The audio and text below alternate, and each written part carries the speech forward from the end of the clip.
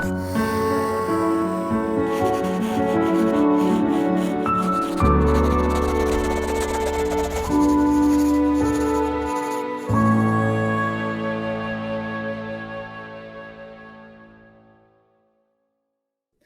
back, beautiful people, to another episode of the Make Mental podcast. We are so blessed to have on a familiar face.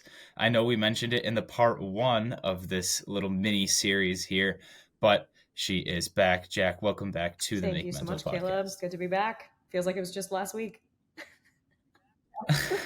It was, although I don't know if it'll be a week ago when we post this. We'll have to decide that, but it might be the day after, it might be a week after. Time will tell. That's up to us. That being said, I want to take a moment to refresh our listeners, because if it does end up being a week, we just got to kind of give them a little refresher here of where we left off. We did get through Jac's story, which had a lot, if not all, to do with eating disorder and her journey through that. So if you're just joining part two, it's probably instrumental that you listen to part one, unless you kind of want to watch it like you would The Office, but I don't suggest that. I don't think this is one where you can just pick any episode and go for it. Usually when there's a part two, it's directly related to the part one. So pause and go back to that. But if you are joining us again, let's remind you, we ended by reading one of Jac's most recent blog posts, and I just wanted to get her thoughts on it. So we will insert that here, remind you guys what it was about, and then we will get her thoughts. I got upset with my boyfriend this morning. Well, my eating disorder, Ed brain, got upset with my boyfriend over the silliest little thing, too. Let me preface by saying this. I'm 15 years into recovery, and my Ed brain still pops up now and again, and this was the case this morning. I was doing a 10-minute arm workout that happened to give me a very good burn, I will have you know. But it got me thinking, was 10 minutes really enough time to get a good workout in? I figured, not quite. But why not get my boyfriend's opinion? He's a pretty fit guy who is a high school and college athlete and no stranger to the gym. So I asked him, hey, what do you think the optimal time for a workout length is? 50 minutes? Oh, that is not what I expected. He went on to passionately explain that throughout all of his training for sports and workout classes, his sessions were 50 minutes at least, and that anything less probably wouldn't be enough. This quickly sent my Ed brain into a tailspin. All of a sudden, I could feel myself getting frustrated. Not at him, of course, but unfortunately, he did feel a bit of this towards him, though. I started to argue, and honestly, I didn't even know why I was getting so worked up at first. Then it hit me. My Ed brain heard this number and realized that I did not work out for that length of time these days. I used to, but I no longer can due to an injury that was a story for another time, because we're still trying to figure out what that is. But I digress. My Ed brain was livid. With me. It started telling me I wasn't doing enough. I had to do more. My workouts clearly weren't doing enough for me. The line of thinking can quickly spiral. Thankfully, I was able to identify that immediately and realize that this was indeed disordered thinking and not rational in the least. Let me take a second to elaborate on the above. This is my Ed brain talking to me. My rational brain was also there telling me that this was ridiculous. Everyone is different. Everyone will work out differently. There are so many factors, including your body makeup, metabolism, diet, height, etc. Not only that, but the reasons you are training. My boyfriend trained for 50 minutes at minimum when he was training in high school and college as an athlete. That was essentially his job, so of course he would go through the rigorous training. Maybe you're looking to get into better shape, bulk up, slim down, maintain, build your stamina, etc. All of these things come into play. It is not a one-size-fits-all. At the end of the day, you have to listen to your body. Your body will tell you what it needs, and if it needs a rest day, it will tell you. If it needs a 20-minute brisk walk, it will tell you. If it needs a 50-minute workout class, it will tell you. Anyways, I took a deep breath and then explained this to my boyfriend along with an apology because I may have gotten a little heated. Even 15 years later, I still find myself falling victim to the Ed brain at times. It gets easier with time. If this was earlier on in my recovery, I probably would have gotten so in my head about it. But these days, I am proud that I can quickly recognize and shut this line of thinking down before it gets out of hand. No matter where you are in your recovery, these thoughts will likely pop up at times. Being able to recognize them and not give them the power over you that they once held is how you stay strong and fight it. It's okay if you don't recognize it immediately. That also takes time and work. But one day, it will be so much easier.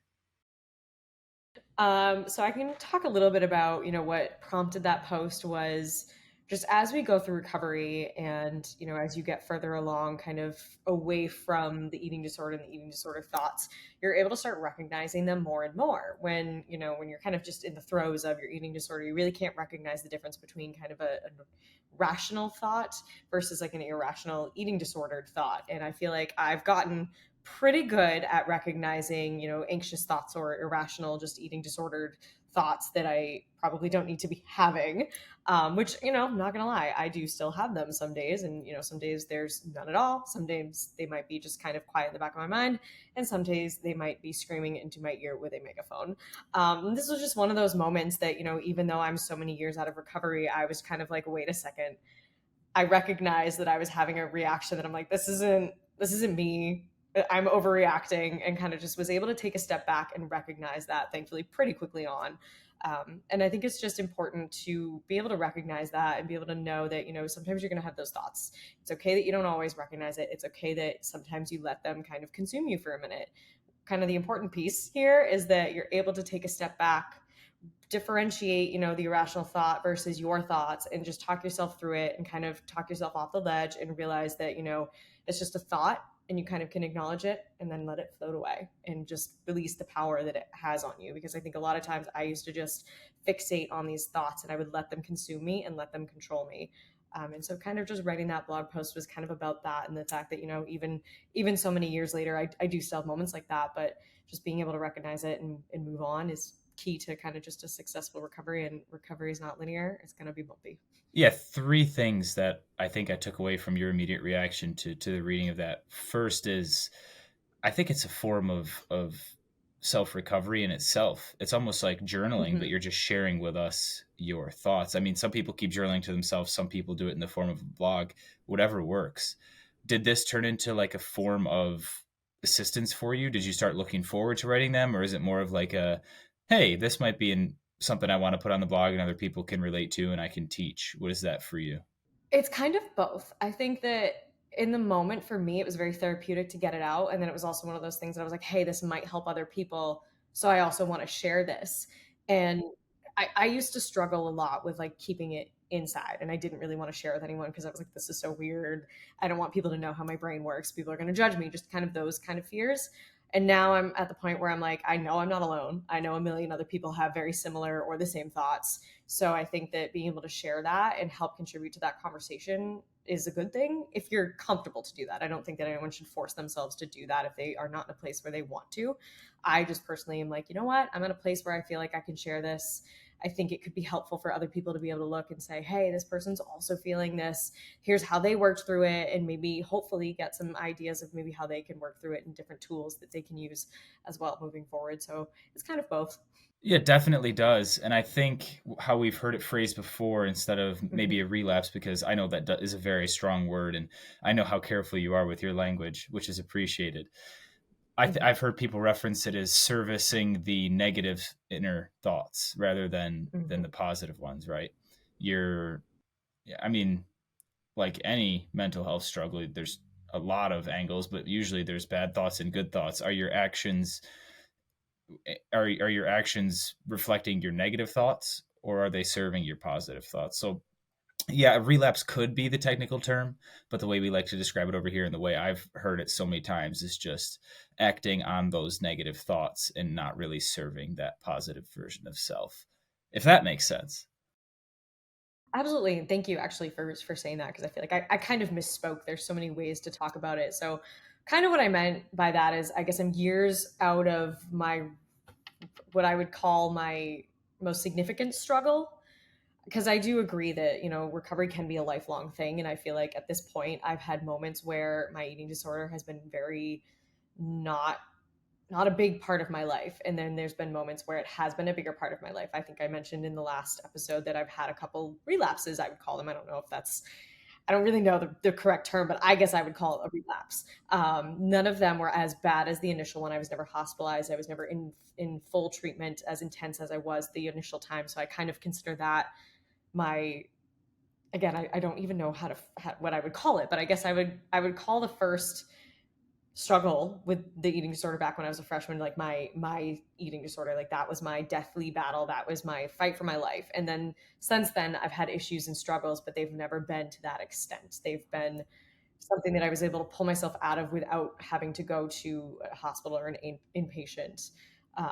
But like I definitely needed that the first time around. So I guess when I say that, I'm kind of considering myself years, not years out of recovery, but years out of that phase or that struggle, but still in recovery, I guess. But I think, and I guess my fear too is when I say that is that people might think that I'm still struggling really, really badly. And that's definitely a lot of what I encounter on social media with sharing my struggles is a lot of people I think misconstrue and think that I'm really, really struggling. Like my family, especially, will think that I'm struggling. They'll be like, "Oh my God, are you okay? Like, we're really praying for you." And I'm like, I love you and appreciate you, but I'm okay. I'm kind of drawing on past experiences and like sharing that and trying to like, provide hope and inspiration. So the way I talk about it sometimes, I try to be very careful with how I word things because I don't want to scare people. I don't want to scare my family and make them think that I'm like really, going through it when I'm not. If that kind of Yeah, makes and sense. it's an easier way to kind of give yourself grace too, rather than getting all angry and saying like I relapsed, I failed, I'm struggling. It's no, I acted in accordance with my my negative thoughts. Like they're still my thoughts, right? But I know I have those positive ones. Next time I start to act on that negativity, can I switch it and, like I said, be of service to the positive ones? But the last little point there, not little, the last big point that I took away from the initial reaction was your repeated answer of rational versus irrational thoughts.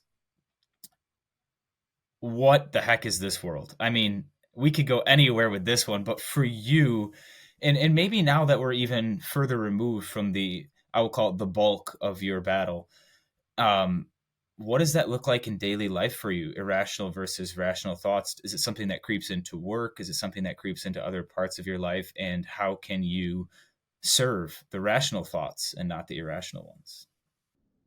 I feel like I just have so many labels for things, and just throughout my years of going through like therapy and working on things of trying to figure out, anxious thoughts versus non-anxious, irrational versus irrational, things like that. So I'm always kind of just labeling things as a way to kind of differentiate. So I guess what I mean by that is any sort of thought that's unhealthy or that is like an eating disordered behavior of, you need to earn that food or you need to go burn off what you just ate, or those kinds of thoughts is kind of what I consider to be irrational or an eating disordered thought, or probably one of the many other ways I've referred to it in the past.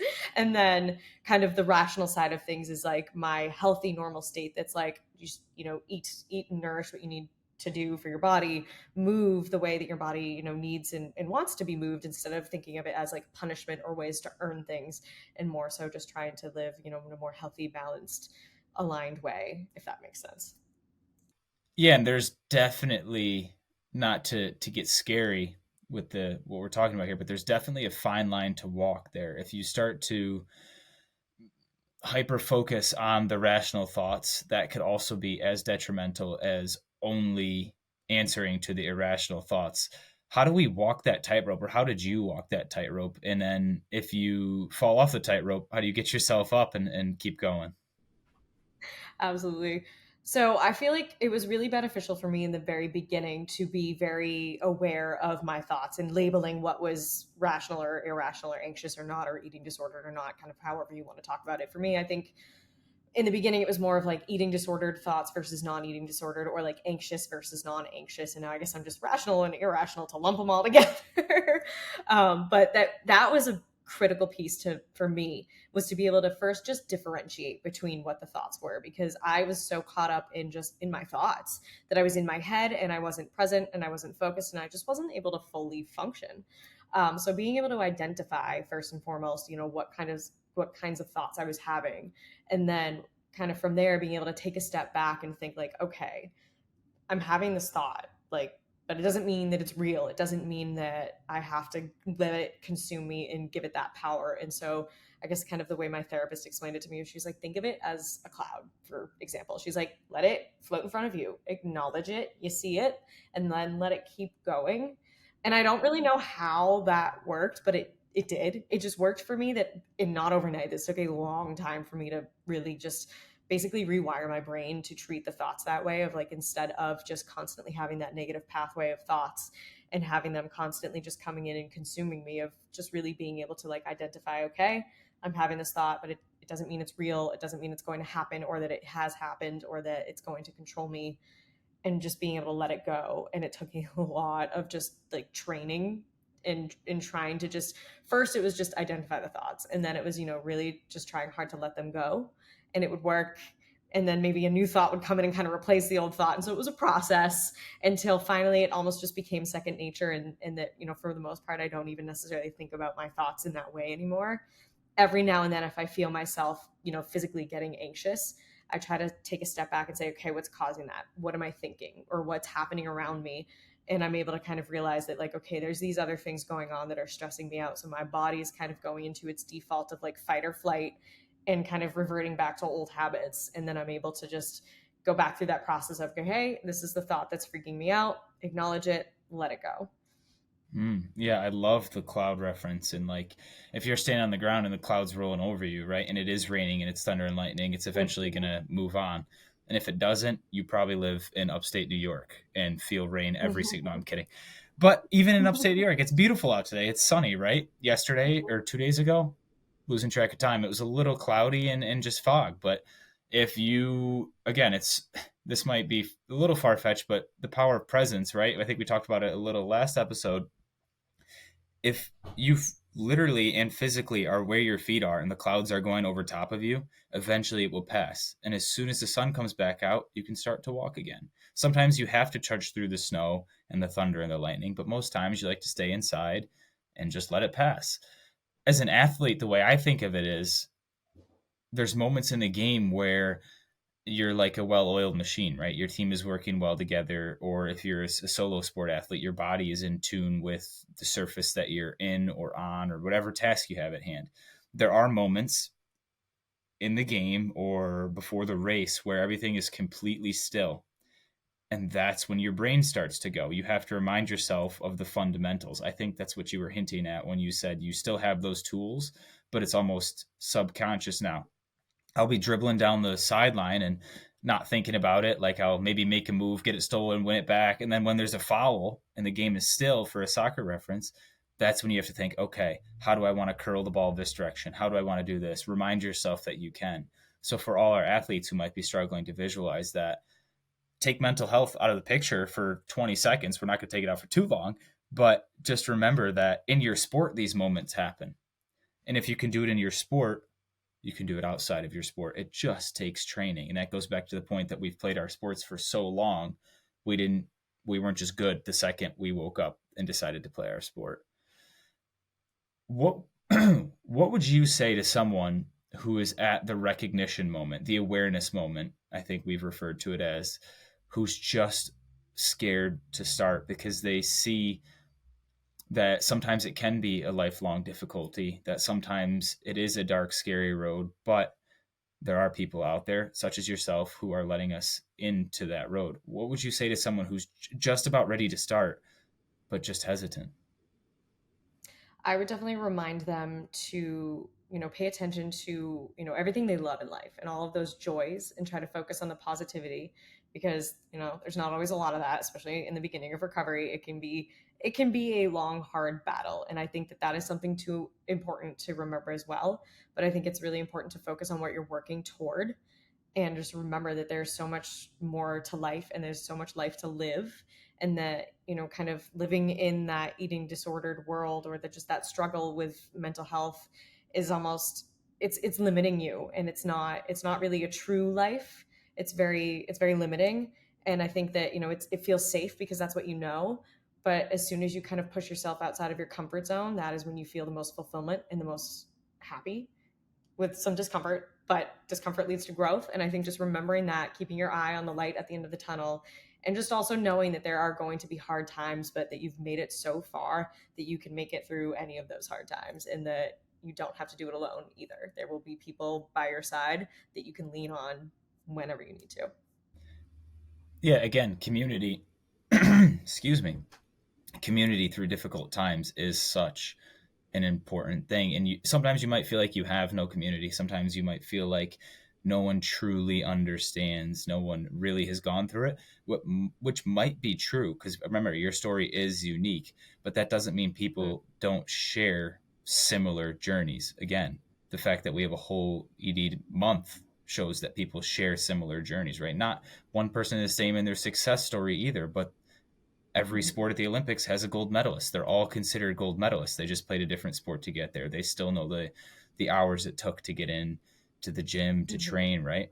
So when you feel lost and hopeless and like no one is in your corner, somebody is. You just have to remind yourself to be patient, whether that takes a day to find, a minute, a month, a year.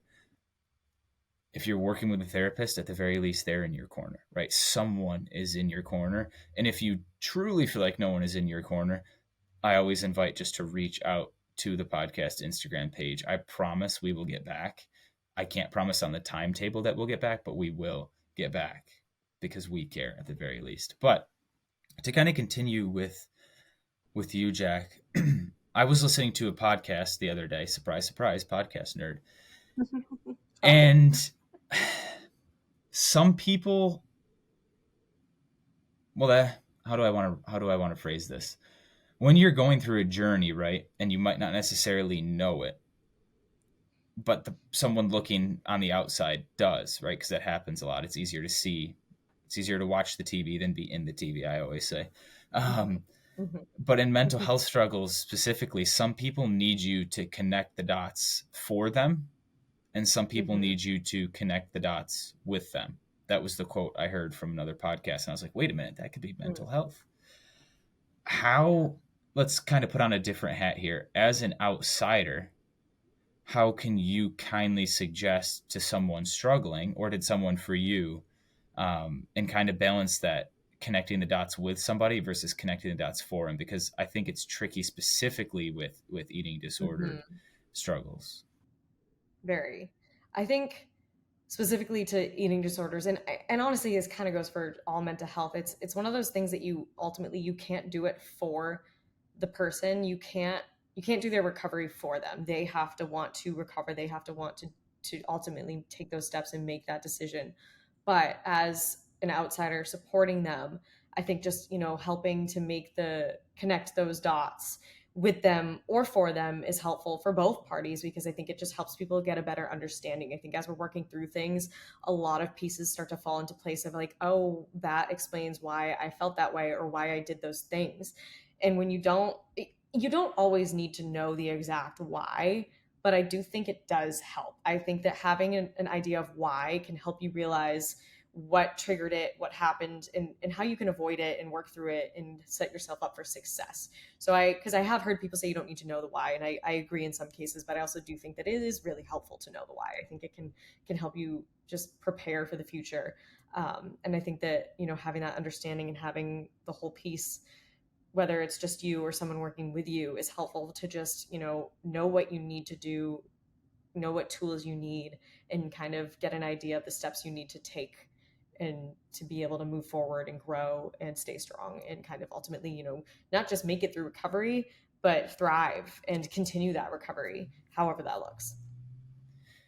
Yeah, I appreciate that point of maybe getting to know the why or a backstory or just a little bit more information, because a lot of times the struggler gets mad at the person who is attempting to help, and a lot of times those people that aren't afraid to say, hey, I think you should get some help, probably myself at some points, we have that fix it mentality that we've referenced again in plenty of our episodes here. And humans don't want to feel fixed. Like when I take my car to the shop to get fixed, I don't like, the only time I need to get fixed is if like I have a broken bone or something. But even so, I don't say that. I go get a cast. I'm not like, oh, let's go fix my arm.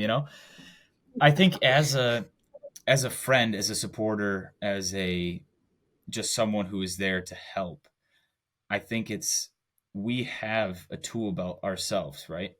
If our tools aren't sharpened, I don't think it's the right time to speak up. If we don't have all the correct tools, go to the store. I mean, this is a horrible reference, but go to the store, look at the tools of the shelf, like go get those tools yourself, because if you're not going through it, you might not understand and you might say something that could accidentally trigger those negative self-serving habits of the struggler.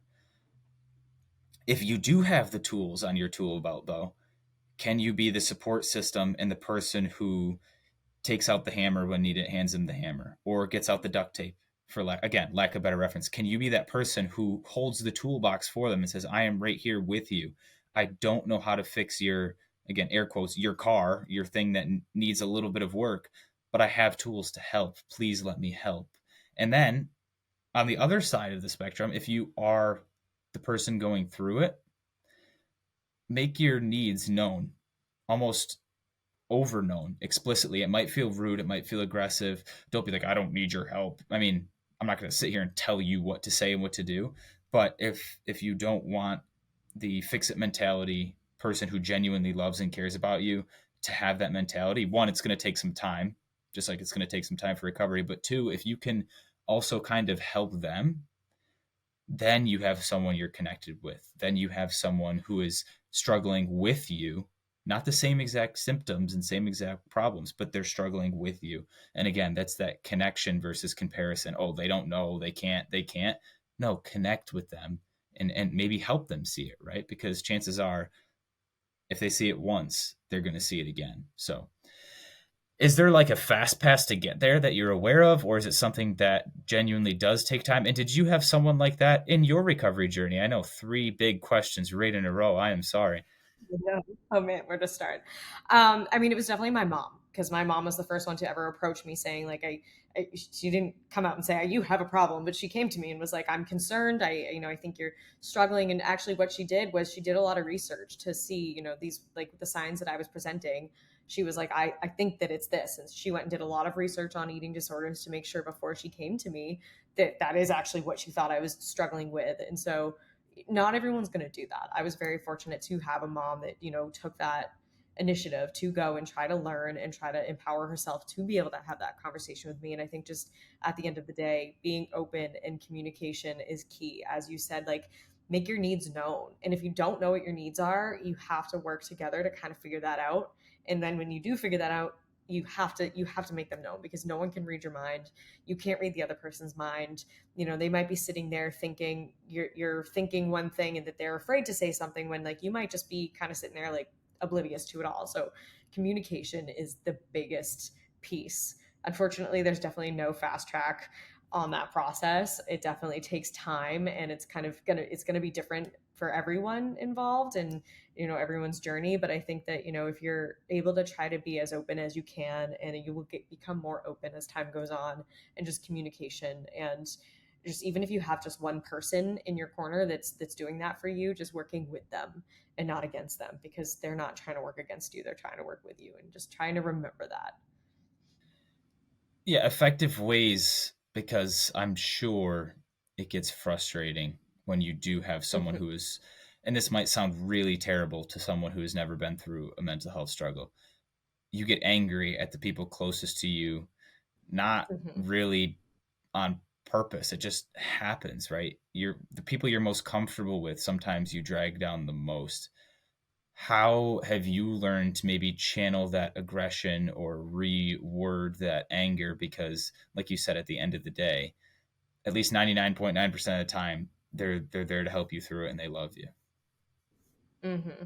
It's definitely one of those things that I was not aware of in the moment. Like when I was really in the throes of my struggle, like I threw dinner plates across the kitchen. I refused to see my mom who came to the city to see me when I was in the hospital. I refused to see her. I think I like just she might have even been with me and I just refused to even like basically made her leave.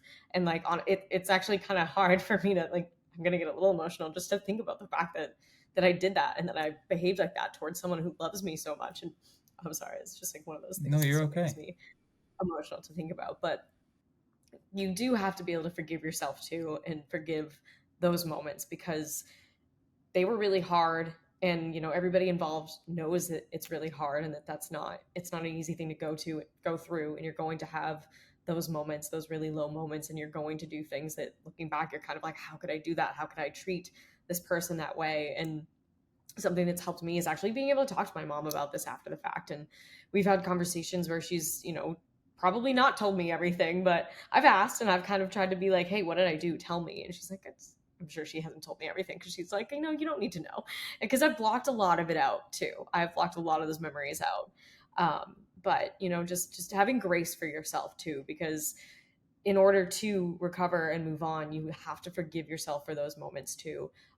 But in the moments, you know, as you're getting through it, because in the throes, you're not going to be aware. You're not going to even be noticing and remembering. And there's, for me, that like I can't, I couldn't in the moment do anything to change that. I reacted the way I reacted. But as you get a little bit more removed from that, you're kind of able to recognize that, and you're able to kind of pivot and realize and apologize and say, hey, I'm sorry, I didn't mean to take that out on you, and then just kind of pivot and put that aggression and that anger into your recovery, and kind of just be like, I don't know exactly how to word this, but basically take that energy and that just emotion and put it into your recovery, and kind of channel it into a more constructive behavior than a destructive one. Yeah, it sounds like you have a phenomenal mom. We can't let that pass over. I I know. do I'm have a sorry I brought phenomenal up a little bit of emotions, but she showed up. mom. She No, didn't it's she didn't stop okay. showing up. Like it shows how much No. growth and how much care and how much work you've done since that moment. And again, how much grace she's given you from that moment. And I love that you can recognize it now, but also, like I said, not, or like you said, not be too harsh on yourself. I think a lot of what we're talking about, again, to the outside listener, or maybe someone at the very beginning, or maybe someone who's been through it and doesn't agree with us, it sounds like it's a lot of responsibility for the person already struggling, which may be true. However, I think you hinted at it slightly, so thank you. But I think it's part of the recovery journey, right? It's not a 10-step process. Like, and a lot of times that has to go back to what we see on the internet, like, oh, 10 steps to this recovery, or 10 things you can do here. 10, like, 10's just the number I chose today. I don't know why, but there's not a set number of ways to recover. I'm going to say that it, like, every time we talk about mental health, right? For you, it was an extra step. I don't, I haven't had that step in my journey, but I've had different steps that I haven't heard you bring up yet. Doesn't mean you haven't had them. It just means you choose not to share them, which is fine. I think it is a lot of responsibility, number one, on the person recovering, but I don't think it's fair to say that that's adding an extra layer of responsibility, because what is happening is what was going to happen regardless, and it's what needed to happen, right? If you didn't, and again, I'll bring it up in probably the lightest way possible, if you didn't basically shun your mom, you could have had such a different recovery journey. And we can't go back and play what if, what if, what if. This is exactly what happened. This is the exact path that happened for you. And look at where you are. Does does that ring true to you? Do you think that it is a lot of responsibility on the recoverer? I think that's the right word. And do you think that we should look at it less from a sense of adding more responsibilities to them, but how do we navigate that world? I know that's a tough one. I do think that, like, it is a responsibility on the recoverer. It I sounds think, weird, right? is that I'm what not it's bizarre for called? thinking that sound The the recoverer. recoverer. Yeah, too many ers. Um, but I think it's something that's important to work through together too, with the person that's kind of helping you and taking that on. I think that it's something that you can almost share the burden, because, like, when you're going through that really really bad struggle, it's like you're burdening so much that the person helping you is trying to take some of that away, and trying to take less in the burden, basically, and put it on their shoulders too. Because, like, when you're going through recovery, there's going to be moments where you can't love yourself, you don't have the strength for this for yourself, and so that person is loving you when you can, and they're giving you that strength when you don't have it. And so it's like almost a shared burden, not or shared responsibility. And I think that a big thing this kind of sparked in my mind is a lot of people that I know that are just in various parts of their struggle, they have a lot of just self hatred and self-loathing for those things that they've gone through, and they can't forgive themselves, and they can't ultimately, I think, make it to that next step of their recovery. And I think the most important piece is to be able to forgive yourself too, and to not be so hard on yourself, and not think that you are just this awful person and that you don't deserve recovery and you don't deserve happiness, because that's not true. And I think that holds a lot of people back. Yeah, I appreciate that point. And again, I think sharing the responsibility with someone who is ready and willing to share that responsibility with you, oftentimes it is our parents or our caretakers or our brothers and sisters, best friends. And I'm not going to discredit therapists, but a lot of times, like, we share certain things with therapists that we don't share with our family. We share things with our family that we don't always share with our therapist, right? Like, you can't be a completely wide open book to every single person in your life. That's just not realistic, and it's exhausting. But if you have someone like Jack's mom who's willing to share that burden with you and genuinely in the right headspace to do it, why not, right? Like, why not take that hug? It's your mom. And you're not It's your forcing dad. them Yeah. to do it. They want to do that. They wouldn't be there if they didn't want to do that. And I think Yeah. remembering that too is that they are there because they want to be there. And it's such a tough thing to do, give up control. I will use that word very lightly, of your own journey. But again, if we reword it and not look at it as control, and like you said, as help, as sharing, as connection, as going through it together, like, then are you really giving up control, or are you just designating who that goes to, right? And at the very least, it's someone who you know wants to be there, like you just referenced, and someone that loves you, and someone who's willing to kind of hold your hand through the journey, not necessarily walk behind or in front of you. And all I can think of is Winnie Pooh and Peter Robin just holding hands. I don't know why, but that's all I can think of. And but yeah, so let's kind of do a super fast forward here and move away from necessarily talking about the blog post and your initial recovery journey. Let's talk about now, because I know, and we referenced that out of recovery, but yes, out of the bulk of your battle, I think I referenced it. It still comes back. There's always, like, and again, I'll go back to athletic kind of thinking, because that's just how my brain works.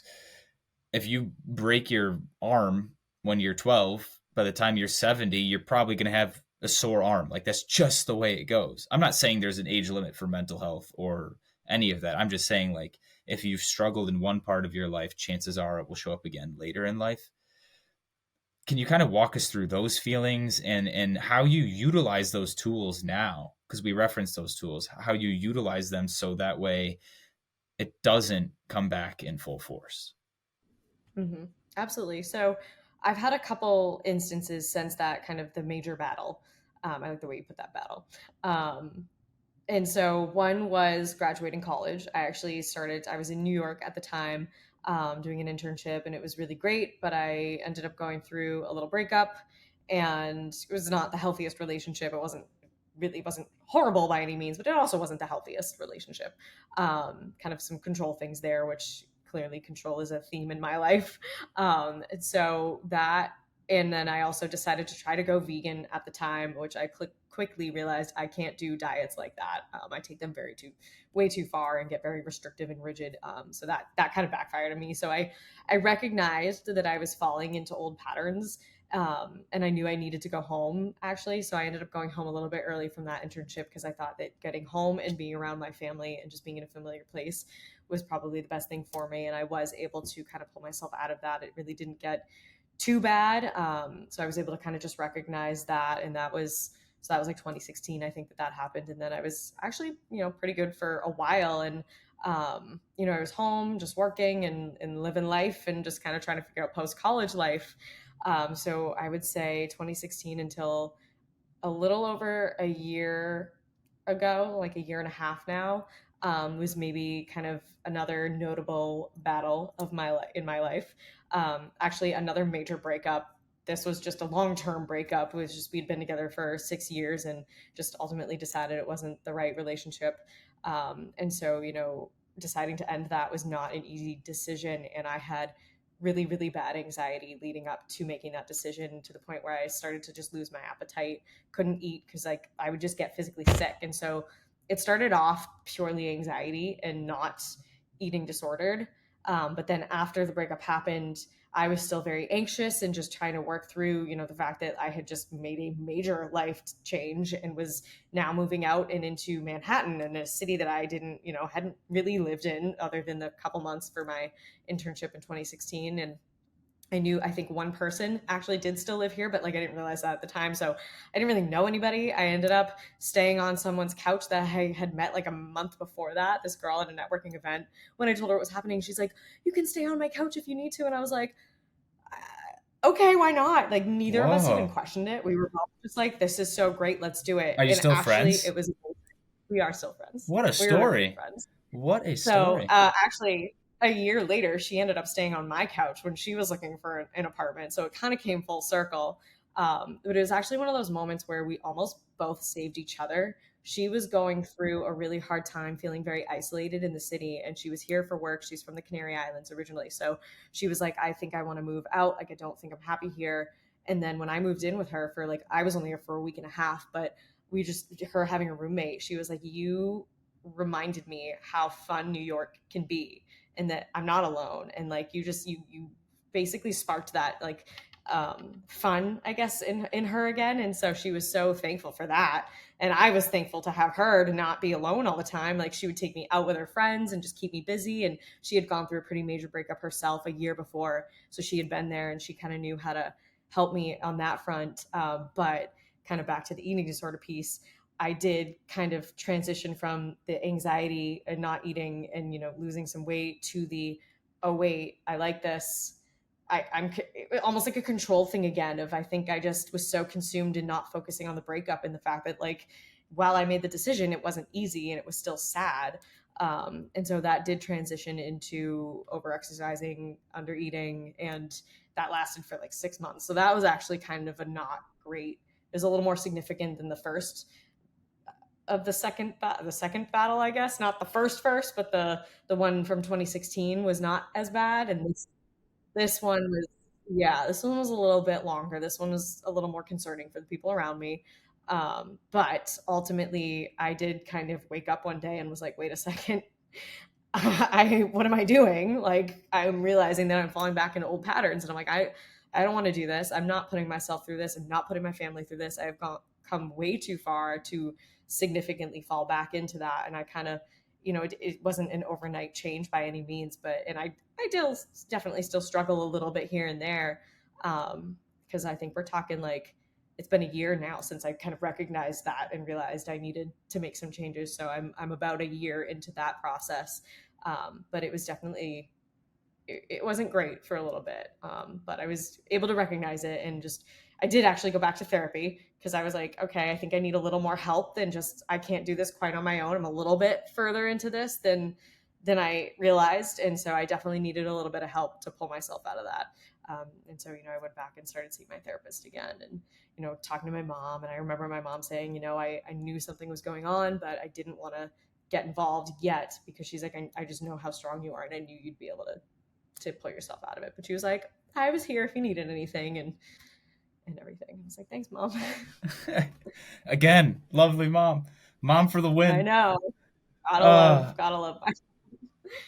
I, I had this just overwhelming thought of positive versus negative familiarities with the second portion of your battle here. This, I don't know, we'll have to come up with a, we'll have to categorize this since that's what you No. like to do. Battle one, But battle what two, I, battle three. yeah, uh, we'll have to come back for a part three. No, I'm kidding.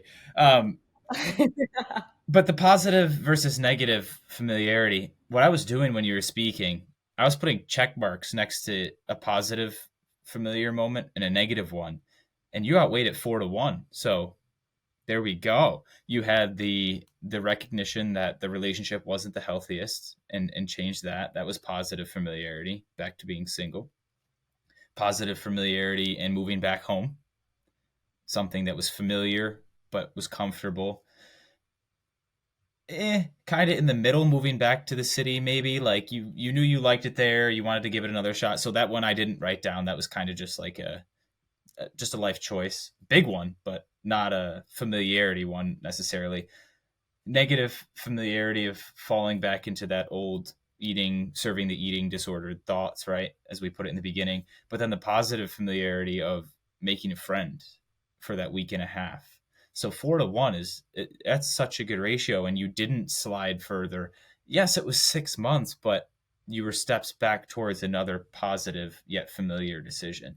Have you ever looked at it through that lens of like, yeah, I've slipped into negative thoughts and I've slipped into positive thoughts, even though they are familiar, because we tend to do that a lot. We tend to just go back to our old ways. But one way I know and therapy, 5-1. Hello.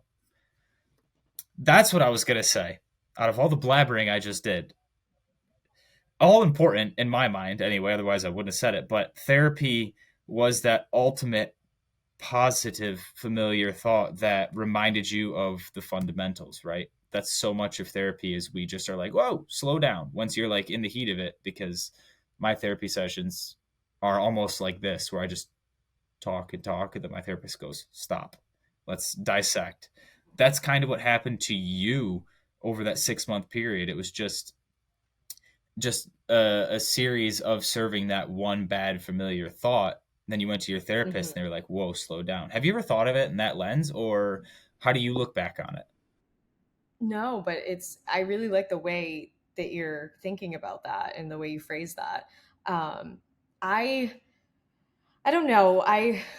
It's a weird because so much happened in that. So there was the second battle of back when I was at college that I kind of was in the city, ended up the breakup and moved home, and that was kind of got home and basically was able to pull myself out of it and got better. And this time was I had moved here with my now ex, and then had it's an interesting kind of just like that 1 month of like when the breakup happened. I had met that person like a month before at like a networking event. So for me, the way I was thinking about it was like all these little things that I'm like, if none of this had happened, like just it was almost like the perfect storm of like, yes, there was the negative, but there was also the really really good. And I feel like the good outweighed the bad there, and like it was a major change. But if I hadn't moved here, if I hadn't gone to that networking event, I wouldn't have met that girl. I wouldn't have been able to stay up with her for a week and a half. She wouldn't have realized that she actually wanted to stay in New York and she was really happy here. I wouldn't have found my apartment here, and I wouldn't have actually kind of ultimately ended up building like a really amazing life, because now where I am right now when we're having this conversation is like a really really good place. I have never actually ever in my life been in such a good place. And so looking back, I'm kind of like, I guess the way I look at it is just all these little things that like there's good and there's bad that like brought me here. And it's almost how I look at my whole life. And so like even the eating disorder, I'm kind of like, if I hadn't gone through any of that, I wouldn't be who I am. And I wouldn't be sitting here right now. I wouldn't be talking to you. I wouldn't have all of these amazing people in my life. And I wouldn't be, being able to have these conversations about my experience to hopefully help other people make it through their struggles. Yeah, yeah. I think you're not just serving out advice, you're taking your own advice. And I think a lot of people are going to benefit from that, right? You in the beginning you said to anyone struggling, you really just have to look for and rely on that good, however small it may feel. That's what you Mm-hmm. did, it sounds like, through that journey, right? It could have been easy, and it probably felt easier and like a better decision at the time to serve those negative thoughts, but you relied on the good, Mm-hmm. right? You made a new friend. I'm not saying everyone has to do exactly what you're doing and stay on someone that they've just met's couch for a week and a half, but like Yeah. there was enough trust there. That might not I'm always turn out no, okay. no, no, no. But obviously, you're a smart person. You worked through the details. You didn't just like walk from the networking event to that person's house. Unless you did, this would be really incredible, and I'm Yeah. just gonna quit. But what I'm saying is like It that leap happened. of faith, that positive Mhm. push, just that jump towards wanting to get better. Sometimes you have to shake up the status quo, whatever that means for you. That could mean if at least in my experience with OCD, it could mean walking under a doorway without touching it. That could be shaking up the status quo for me. It could mean moving. It could mean trying fear foods. That was something I learned in my episode with Tori. That was bizarre to me. I was out here Mhm. thinking, I think I told her I thought it was like fish eyeballs and like which I probably am deathly afraid of now that I keep bringing it back up, but I just don't like fish in general. You But like know, I think I'm afraid the of that too, but for a different the reason. the point being, whatever doing something that gets you out of your funk, whatever that looks like for you, you have to Mhm, find it. You have to do it in a safe environment, mhm, but it's just a necessary step. Was there, mhm. besides that, I'm going to label yours as a large shakeup, right? It's a After large. that, like in the past month, we'll say 2 months maybe, what has been a major life change for you, and how have you been able to handle it now that you've kind of are in a more freeing mental state? Okay, well, I guess another pretty major life change is I'm actually moving in with my current boyfriend. Hey, So through this whole last year, we could literally make a whole other podcast episode about this. But it's not mental health, so it's kind of more just like if you don't do this, if we're I don't know. For me, it makes me think of the I always forget what the movie's called, but it's like the basically your lifelines and how like all of these times that you almost come into kind of um into I'm blanking on words, my brain is not working right now, but almost you just almost encounter people but you never do until like the right moment. So I actually my boyfriend now I moved basically. I still have my apartment but I've moved in with him. That was a pretty big change because I was definitely used to being single after like I hardcore went into like I'm getting to know myself, I'm doing what I want to do on my terms mode when I was going through like the major breakup of a 6 year relationship and all of that. And so I ended up meeting my boyfriend like 2 weeks before I went on a solo trip to Italy. And did he come with you? so no, he did not That come would have with me. been, I No, that was mean, come on now. That would have been something. We would have had to get a part three and just talked about it. I But sorry, go ahead. know. Go ahead. Okay.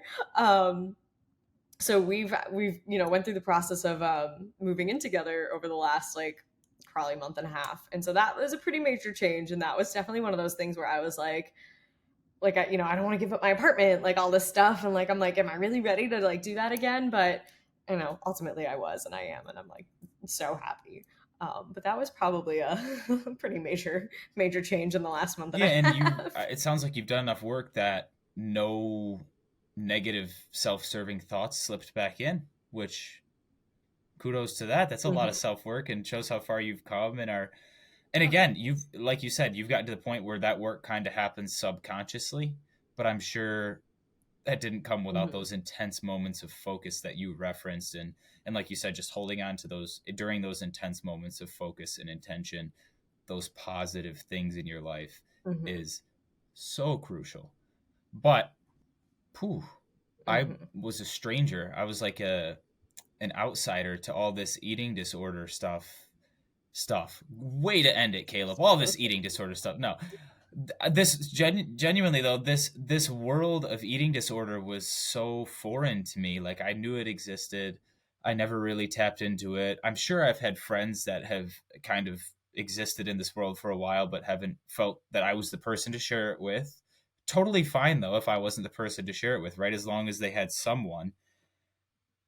But I've learned so much from both you and both Tori that, I mean, I always do this. I'm like, which one of my friends was? And like, I'm not going to go ask them, obviously, but now moving forward, it'll allow me to be more aware and continue to fill my toolkit, and maybe even come back to these episodes myself in the future when I'm like, wait a minute, this was something I talked about with Tori or with Jack. Like, can I go refresh my memory on how they handled the situation, how people in their life handled the situation, right? It's not like a one and done process. So I appreciate both of you, but you specifically on this episode for setting me up with tools to help those in my life who might need it that I didn't know before. None come to mind right now, family members, if you're listening. So you're in the clear there. No, I'm all seriousness though. I appreciate it, your openness, your vulnerability, and your willingness to just share this space with me for the past 2 hours of episodes. Like it's been so fast. Did I ask you the big scary last question last time? Do you remember? no, you did not. You said you were going to save that for this episode. Oh, well, then I got two. Okay, I'm so glad I re asked Oh because God. I have two. The first one, I kind of want to do three. Okay, we'll do three. We'll Okay. progressively get more intellectual, if you will. You're going to have to think harder each time. Jac, are you Okay. ready All right. for the final of part 2 of your experience here on the Make Mental podcast? I am. All right. We've taken a long, winding road to get here. So, if you could only watch one Netflix show or Hulu show for the rest of your life, what would you choose? Oh my God. Wait, why would you do Only this to one. me? So many. And No, it that's only gets tougher from here, so buckle in. okay. Okay. I'm gonna go with Friends. That's my go-to happy show. Friends. Your comfort show. I That's love like it. my every yeah, that's my comfort show. So I'm gonna go with that one because it just makes me happy. I love that show so much. All right. A little transition here to more of what the episode was about. Switch it from TV show to food. What is one Okay. food you would eat for the rest of your life if you had the choice?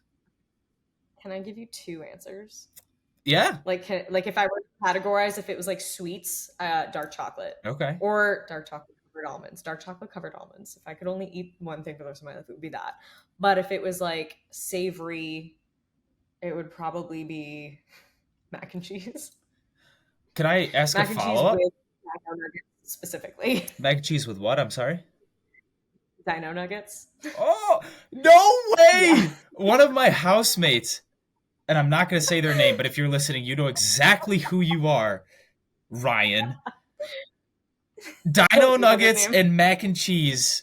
There was no room in the Yes. freezer or the fridge. Every night before we went out, Dino nuggets and mac and cheese. Before soccer, Dino nuggets and mac and cheese.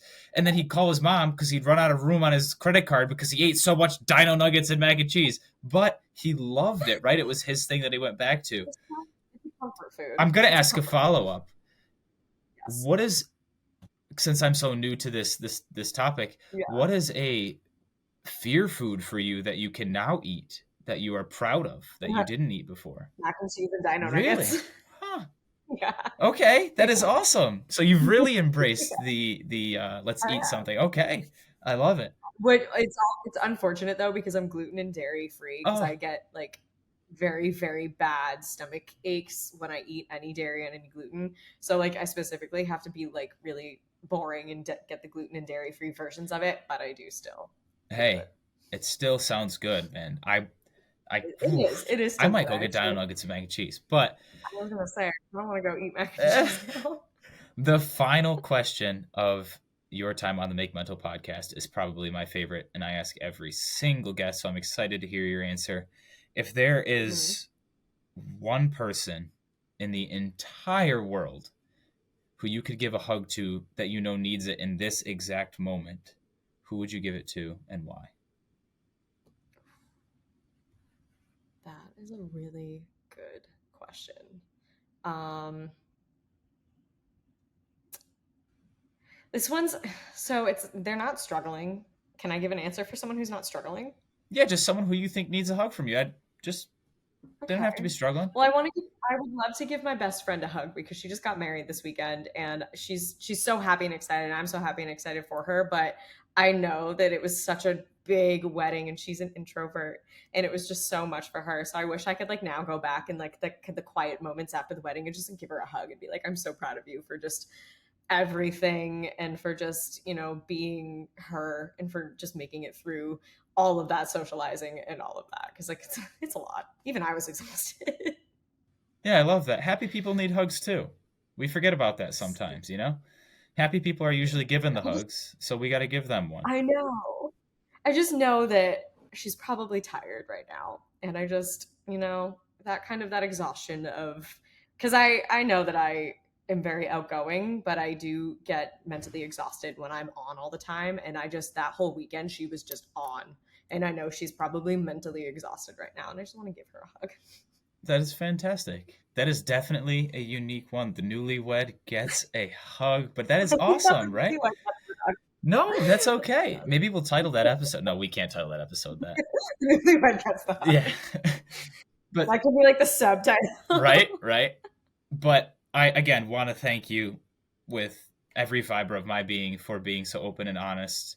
I'm so excited for people to learn, to connect, and if they so choose, share their own story because of what you've said in your short 2 hour time with us. So, one last time, thank you, Jac, for coming on the podcast. Can you let us know where we can find you and how we can connect with you past this short time that we've had together? Absolutely. And thank you so much. You can find me on all of the social medias: Instagram, TikTok, Threads, X, Twitter, whatever we call it. I think it's X now. Facebook, all of them, on all of them, mostly Instagram at Jac in New York, also Jac in New York on all of them as well. Fantastic. So, if you have felt connected, a follow is free, or if you just want to simply check in on her and her story. I mean, I can't speak for her, but she has been very receptive and she does like to communicate with her community.